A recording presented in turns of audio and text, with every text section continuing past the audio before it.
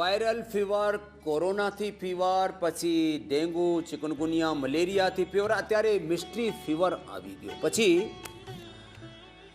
એક હોય ટાઇફોઇડનો ફીવર. એના માટે તો અદ્ભુત છે. ભસ્ત્રિકા, કપાલભાતી,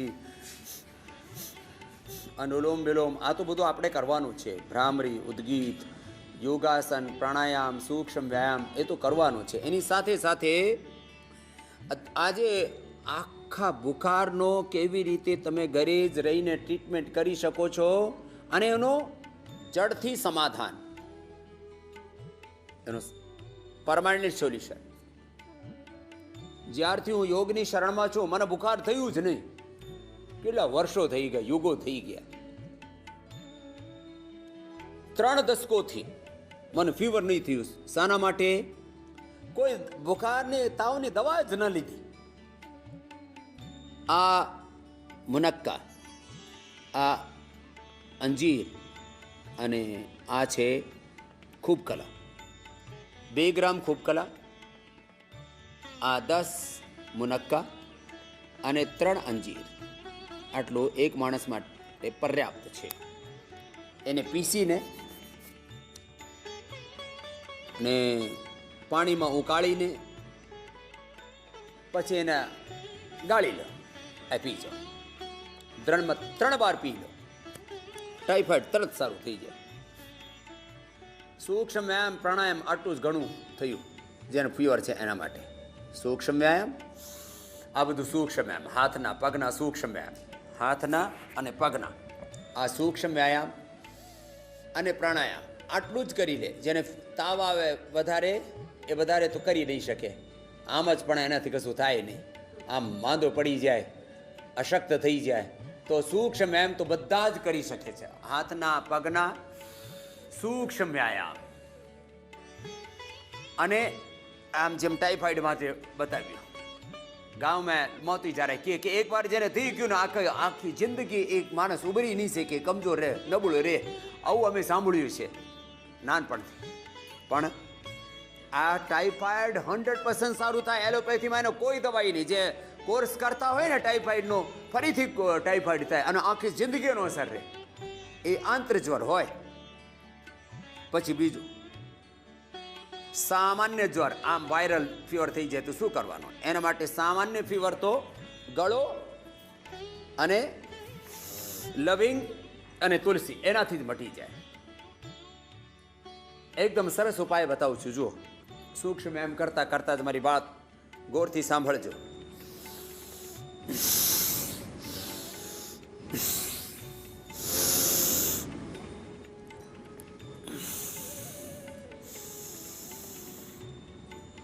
સામાન્ય ફીવર માટે ઘરોમાં, ગામડામાં, આખા દેશમાં જે વડીલો છે એ જાણે છે. ગળો, લવિંગ, તુલસી. ગળો, લવિંગ, તુલસી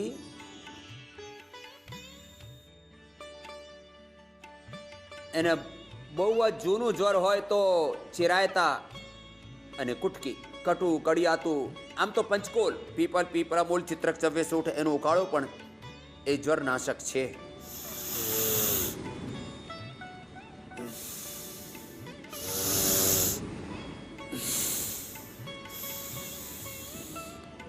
પણ ઘરે બધાને મળી જાય. આ ગળો ઘર ઘરમાં અત્યારે છે. ગળો, લવિંગ, તુલસી, એનો ઉકાળો કરી લો. ગળો લગભગ 1 ફીટની દાંડી, તુલસી 11 પાંદડા અને લવિંગ 5 લવિંગ લઈ લો. એનું ઉકાળી લો. અને થોડું સેંધાળું નાખીને, થોડુંક સેંધાળું, એ પણ જ્વરનાશક હોય. હા, સેંધાળું, એ સેંધાળું નાખીને એને પીલાવી દો. તરત તાવ ઉતરી જશે. એને ઉકાળું પીલાવીને એને કંબળ ઓઢીને, કંબલ કે રજાઈ ઓઢીને થોડી વાર સવાસન કરી લે, તરત તાવ ઉતરી જાય. એકદમ અચૂક ઔષધ છે. આમ તો નેચરોપેથીમાં ઠંડા ગરમ પાણીની જે લપેટ હોય ને, એ પણ કરતા હોય. ઠંડા પાણીથી લપેટ કરી દે. 3 થી 5 મિનિટમાં તાવ ઉતરી જાય છે. આવું હોય સામાન્ય તાવ માટે. ગળો ઘણવટી લઈ લે, કોરોનિલ લઈ લે. અમે તો ગળો અશ્વગંધા તુલસી તણે છે.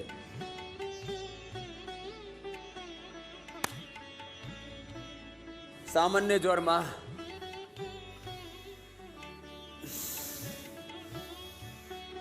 ચિરાયતાનો ઉકાળો પણ કામ કરતું હોય. ડેન્ગુ થાય તો ગળો અને પપૈયાના પાંદડા. એક માણસ માટે, નાના માણસ માટે તો 3, મોટા માટે 5. આખા દિવસ એનો પપૈયાના પાંદડા લઈ લેવાના. આ ગળો, પપૈયાના પાંદડા ગળો. આમ તો અમે જ્વરના ક્વાથ જ આપીએ છીએ. એ થોડુંક નાખી દેવાનું. અને પ્લેટલેટ વધારવા માટે પપૈયાના પાંદડા, વીટગ્રાસ, એલોવેરા અને અનાર દાડમના જ્યુસ, એ થોડું થોડું કરીને આખા દિવસ 5-10 વાર પીલાઈ દેવાનું. 5,000 થી માંડીને 25,000 સુધી પ્લેટલેટ વધી જાય છે. આવું છે. અને એનાથી ડેન્ગુ મટી જાય, ચિકુનગુનિયા મટી જાય. મલેરિયા માટે મહાસુદર્શન ઘનવટી, સુદર્શન ઘનવટી એ ભૂખ્યા પેટે લઈ લેવાનું. સુદર્શન ઘનવટી, સુદર્શન ચૂર્ણ. સુદર્શન ચૂર્ણ તો ઉલટી થઈ જાય ઘણા બધાને. સુદર્શન ઘનવટી લઈ લેવાની. એટલે અમે સુદર્શન ચૂર્ણ બનાવતા નહીં. નાનપણમાં એક વાર ખાધું છે અને 25, 35, 40 વર્ષ થઈ ગયા ત્યારથી બીજી વારમાં સુદર્શન ચૂર્ણ નહીં ખાધું. આટલું પછી આમ કડવું થઈ જાય. એ 40 વર્ષ પહેલા જે ખાધું આજ સુધી યાદ છે. આટલું કડવું હોય તો ફરીથી ખાધું નહીં કોઈક દિવસે. પછી મેં આ બનાવ્યું જ નહીં. શરૂઆતમાં એકવાર બનાવ્યું જ્યારે કનખણમાં આવ્યા હતા ત્યારે શરૂઆતમાં. પછી જેને આપે એ જ ઉલટી કરે. એમ એને ઘનવટી કરી દીધી. સુદર્શન ઘનવટી એ સરસ મલેરિયા માટે જબરદસ્ત. કોઈ પણ બુખાર હોય સુદર્શન ઘનવટી, તો એનું નામ જ સુદર્શન એટલા માટે મૂક્યું છે કે જેમ સુદર્શન ચક્ર આખા અસુરોનો વિનાશ કરે, તો આ સુદર્શન ઘનવટી આખા જ રોગરૂપી જે અસુરો છે ને, અને તાવ એ પણ બહુ મોટી બીમારી છે. અને માણસ મરી જાય ને ઘણા બધા. તો બાળકો અત્યારે મરી રહ્યા છે યુપીમાં. એ મિસ્ટ્રી પ્યોર કહે કે એનામાં પ્લેટલેટ ઘટી ગયા. મારા બાપ, તમે કેટલું વાર તમે કીધું છે કે આ પપૈયાના પાંદડાનો રસ લો અને ગળો લો એનાથી, અને સાથે થોડોક વીટગ્રાસ, એલોવેરા, દાડમ આ લઈ લો ભાઈ. માણસો મરી રહ્યા છે તાવથી. પછી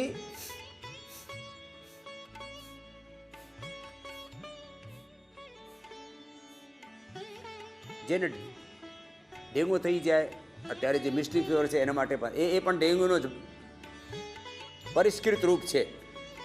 એ બેક્ટેરિયા છે ને, વાયરસ છે ને, ફંગલ છે ને, આ બધા જ રોગો છે ને નવા અવતાર લઈ રહ્યા છે. ભગવાનના અવતાર તો પહેલાં થઈ ગયા, ત્યારે કેમ કે અવતાર થવાના બંધ થઈ ગયા. તો ભગવાનનો અવતાર તો બંધ થઈ ગયો. રોગ નવા અવતાર લઈને આવે છે. આ ડેન્ગુ, ચિકુનગુનિયા, આ કોરોના, એના નયા સ્ટ્રેન, નયા અવતાર આવી ગયા. તો અમારે અત્યારે અમે યોગ સાથે યજ્ઞનો, આયુર્વેદનો, પ્રાકૃતિક ચિકિત્સાનો, મેડિકેટેડ વોટરનો, મેડિકેટેડ ફૂડનો, ડિફરન્ટ થેરાપીઝનો નવું અવતરણ અમે પણ કરી દીધું છે.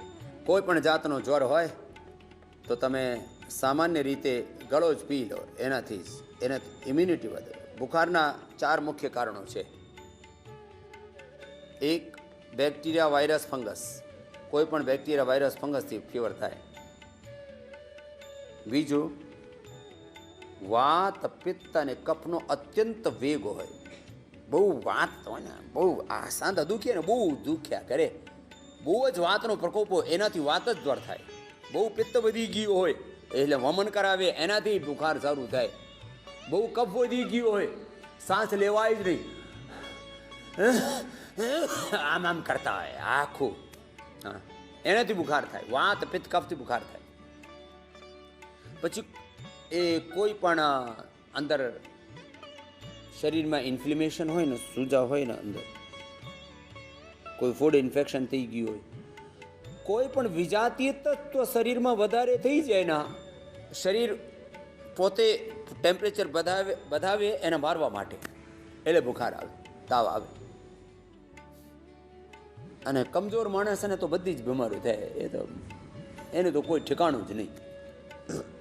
એટલે કોઈ પણ કારણથી તાવ આવતું હોય, ગળો તો એનાથી ઇમ્યુનિટી વધે, બધા બેક્ટેરિયા, વાયરસ, ફંગસ મટે, બધા જાતનો તાવ મટે. આમ દ્રાક્ષ અને અંજીર એ પણ તાવમાં આપવામાં આવે.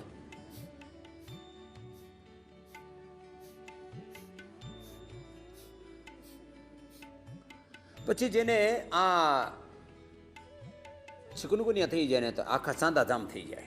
એમાં અમે ગોક્ષરાદી ગુગુલ, કૈશોર ગુગુલ, ચંદ્રપ્રભા, ત્રણેય એક એક ટીકડી આપી. ચંદ્રપ્રભા, ગોક્ષરાદી, એ જેને બહુ જ યુરિક એસિડ પણ વધી જાય ને એને પણ આપીએ છીએ. કૈશોર, ગોક્ષરાદી, ગુગલ, ચંદ્રપ્રભા. કૈશોર ગુગુલ, ગોક્ષરાદી ગુગુલ, ચંદ્રપ્રભા આ જમ્યા પછી એનાથી આખા સાંધા ખુલી જાય. તો જેને ચિકુનગુનિયાનો ફીવર છે અને એના પછી આખા સાંધા આમ જકડાઈ ગયા છે, એ બધા 3 પ્રયોગ કરજો. અને કપાલભાતિ, અનુલોમ વિલોમ, ચલો અનુલોમ વિલોમ કરો બધાને, એ તો જરૂરી છે.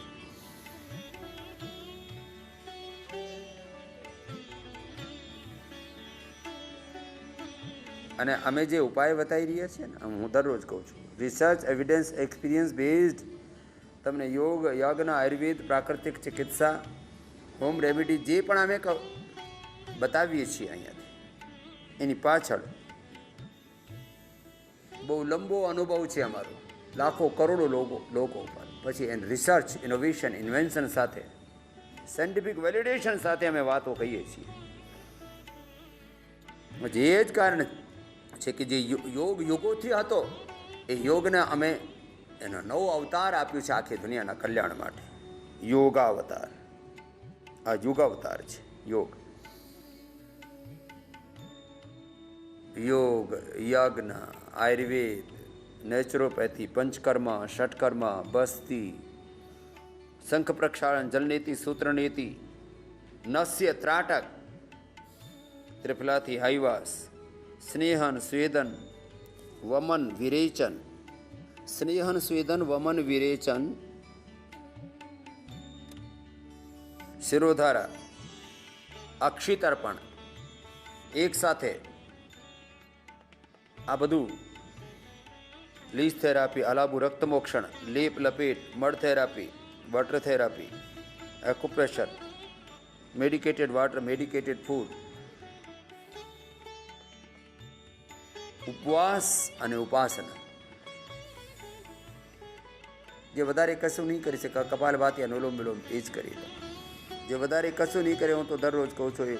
અને ફીવર થાય કે કોઈ કફ કોલ્ડ, કોઈ પણ બીમારી થાય, રોગમાં તો યોગ જરૂર કરવાનો. ઘણા બધા આમ કહે કે કફ કોલ્ડ ફીવર થઈ ગઈ, એમાં તો યોગ નહીં કરાય. યોગ જરૂર કરવાનો. એમાં પણ ભસ્ત્રિકા, કપાલભાતિ, અનુલોમ વિલોમ, ભામરી, ઉદ્ગીત, આ તો પ્રાણાયામ એમાં બહુ જરૂરી છે. જેને ફીવર હોય ને શીતકારી પણ કરવું જોઈએ.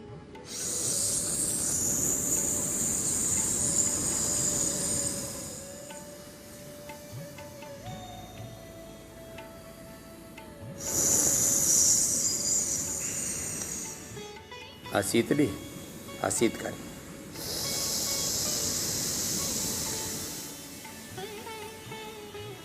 જેને કફ કોલ્ડ હોય ને, વધારે ખાંસી ઉધરસ આવતું હોય તો કંઠામૃત મોઢામાં લઈને પછી કરજો, ને તો કરશો ને તો આમ ઠંડ લાગશે. તાવ ઉતર્યા પહેલાં ખાંસી ઉધરસ થઈ જશે. તો એટલે થોડી થોડી વાતોને ધ્યાન રાખજો. પછી આ બધા જ બુખાર થાય, લીવરની ગડબડી થાય. લીવર અને ઇન્ટેસ્ટાઇન તમારી સારી હોય ને, તમને કોઈક દિવસે તાવ આવે છે નહીં, એક મોટી વાત છે. તો એના માટે શું કરવાનું? એના માટે આપણે 5 આસનો કરવાના. એ મોટી વાત છે. લીવર તમારું સારું હોય, આમ તો બધા રોગો માટે હું કહું છું, તમારું લીવર, તમારું spleen, intestine, પેન્ક્રિયાઝ, lung, heart, brain સારું હોય, સિમ્પેથેટિક, પેરાસિમ્પેથેટિક સિસ્ટમ સારું હોય, તો તમને કોઈક દિવસે કોઈ રોગ થાય જ નહીં. એટલે ફક્ત 5 જ આસન કરી લેજો. મંડૂકાસન,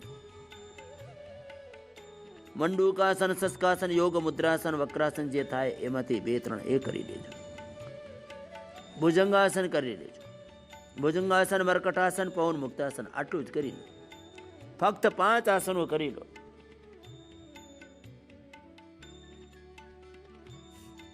એ પણ કપાલભાતી સાથે. મંડૂકાસન,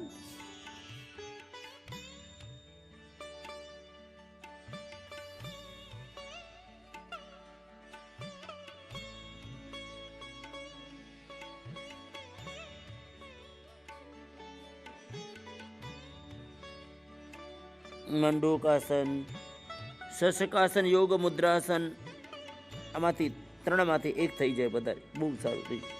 વક્રાસન,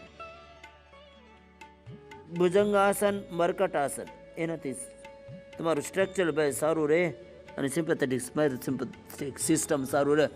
મૂળાધારથી માંડીને સહસ્રાર સુધી આખું મેરુદંડ સારું રહે. પવન મુક્તાસન, ઉત્તાન પાદાસન જે થઈ જાય એ આટલું કરી લેજો. પછી જે યુવાનો છે, બાળકો છે, તો શીર્ષાસન, સર્વાંગાસનથી માંડીને સૂર્ય નમસ્કાર બધું જ કરતા હોય. ઓછામાં ઓછા આ 3 થી 5 આસનો કરી લેજો.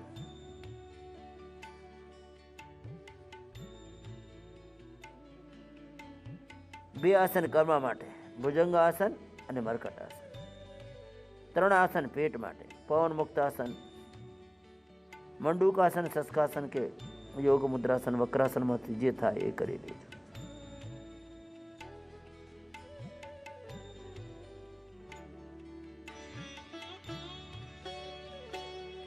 એક આસનને 1 મિનિટથી માંડીને 1, 2 મિનિટ, 5 મિનિટ અને 10 મિનિટ સુધી આમ કરાય.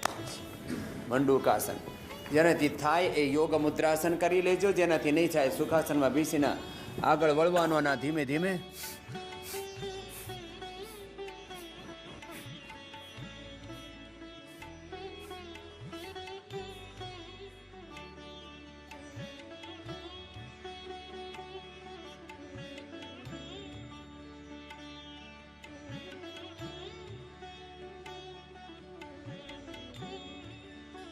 જેમાં બહુ કમજોરી હોય, કોલાઇટિસ બહુ હોય એ વધારે નહીં કરજો. કપાલભાતી ખાલી ફક્ત આસન જ કરી લેજો નોર્મલ શ્વસન સાથે. જેનાથી થાય એ અર્ધમત્સ્યેન્દ્રાસન કે વક્રાસન એ કરી લેજો. ફક્ત 5 આસનો, મંડૂકાસન, વક્રાસન, ભુજંગાસન, મર્કટાસન, પવન મુક્તાસન એ જ આટલું જ કરી લેજો. ખૂબ દિવસી જીવનમાં તાવ નહીં આવે તમને. જેનો પેટ સારું રહે, જેનો લીવર સારું રહે, જેને ઇન્ટેસ્ટાઇન સારી રહે, એને કોઈક દિવસે બુખાર નહીં થાય. આપણા ગટ બેક્ટેરિયા હોય 4 થી 5 ટ્રિલિયન ગટ બેક્ટેરિયા હોય છે. એ તમે આ અભ્યાસ કરશો તો તમારા ગટ બેક્ટેરિયા 4 થી 5 ટ્રિલિયન એ સારા રહે.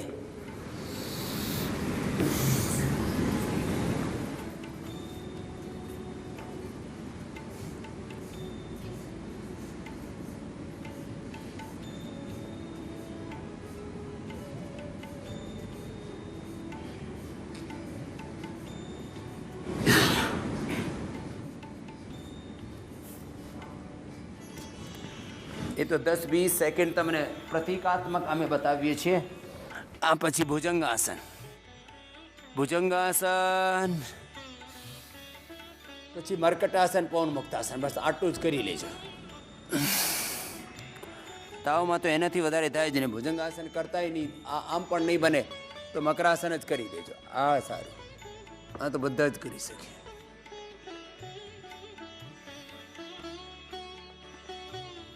આ નાનકડી વાતો આપને અમે દરરોજ બતાવીએ છીએ કે એક નિયમ લઈ લો કે મારે દરરોજ યોગ કરવાનો છે. અને જે યોગ કરશે ને ફિઝિકલી, મેન્ટલી, સ્પિરિચ્યુઅલી ફિટ રહેશે, એનો વૈયક્તિક જીવન, એનો પારિવારિક જીવન, એનો વ્યવહારિક જીવન, વ્યવસાયિક જીવનમાં એ હેલ્ધી રહેશે. તો આ મકરાસન કે ભુજંગાસન જેનાથી જે થાય. પછી સીધા સોઈને મર્કટાસન, પવન મુક્તાસન, ઉત્તાન પાદાસન જે થાય એટલું કરી લેજો. ઓછામાં ઓછા મર્કટાસનના 3 અભ્યાસો અને પવન મુક્તાસન એ તો બધા જ કરી શકે છે. મર્કટાસનના 3 અભ્યાસો છે. પહેલા અભ્યાસમાં ઘોટાને આમ પાસમાં મૂકીને આમ કરવાના. બીજામાં ઘૂંટણમાં ડિસ્ટન્સ અને ત્રીજામાં પગ સીધા કરીને કરવાનું હોય. આ નાનકડા આસનો દરરોજ કરી લેજો. અને યોગ ભગાવે રોગમાં દરરોજ મારે સાથે આ યોગા ટાઈમ છે ભોરનો. ભોરમાં પ્રભાતમાં ઘણા બધા ઉઠીને જ જુદા જુદા ખોટા કામોમાં લાગી જાય. ભાઈ સવારનો સમય તો યોગનો છે. પ્રભુએ એને યોગ કાળ કીધું છે, બ્રહ્મ મુહૂર્ત. પ્રાણાયામ કરો, યોગ કરો, ધ્યાન કરો. પ્રાણો બ્રહ્મેતિ વેજાનાથ. મર્કટાસનના 3 અભ્યાસો છે. આ 3 અભ્યાસો પૂરા નહીં થાય તો થોડા કરી લેવાના. ઘણા બધા આમ આટલા કરે, થોડું આવું કરે, ધીમે ધીમે પગ ઉપર આવી જશે.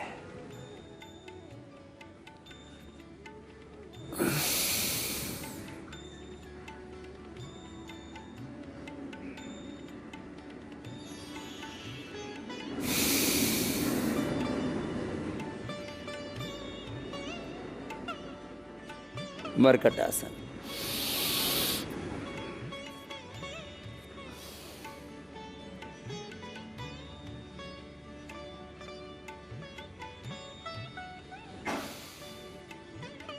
ભુજંગાસન અને મર્કટાસન ઊંડા શ્વાસ સાથે કરવાનું. અને કપાલભાતિ એ તો સાથે પવન મુક્તાસન કરવાનું. પવન મુક્તાસન કપાલભાતિ સાથે કરવાનું. ભુજંગાસન અને મર્કટાસન એ ભસ્ત્રિકા સાથે કે ઊંડા શ્વાસો સાથે કરવાનું.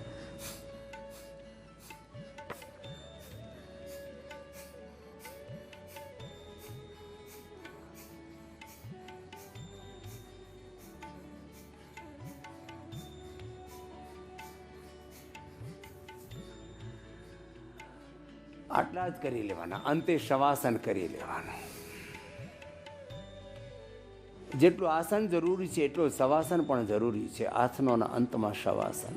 શ્રમ અને વિશ્રામ યોગ અને કર્મયોગ, નિવૃત્તિ અને પ્રવૃત્તિ, પ્રાર્થના અને પુરુષાર્થ આ યોગના 2 આયામ છે.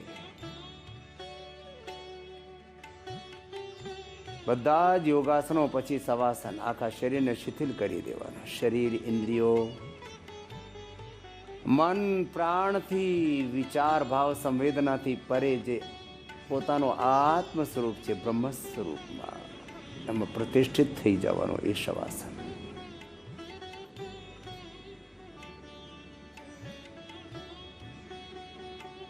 દ્રષ્ટા ભાવથી, સાક્ષી ભાવથી દેહને જોવાનો અને શરીર, ઇન્દ્રિયો, મનને આપણા સાધન માનવાના. એ શરીરના સ્વામી તો તમે છો. તત્વમસી પ્રજ્ઞાનમ બ્રહ્મ આત્મા બ્રહ્મ શિવોહમ અમ બ્રહ્માસ્મિ. હું અજર અમર નિત્ય વિનાશી જ્યોતિર્મય તેજોમય જ્ઞાનમય આત્મા છું. આ ભાવમાં સતત રહેવાનો.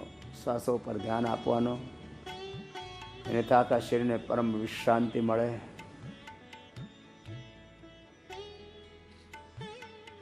અને અંતે પછી બંને હાથ ઉપર કરીને ગરમ હથેળીઓથી અંજન કરીને અને આવી રીતે દરરોજ યોગાસન અને શવાસન કરી લેજો.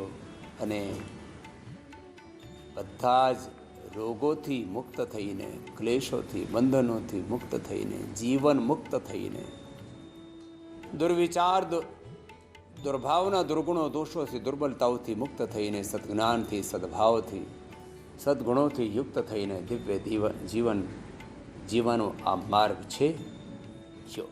એટલે યોગ ભગાવે રોગમાં. દરરોજ મારી સાથે યોગ કરજો. નિરોગ રહેજો. બધાને ઓમ નમસ્તે. જય શ્રી કૃષ્ણ. જય સિયારામ.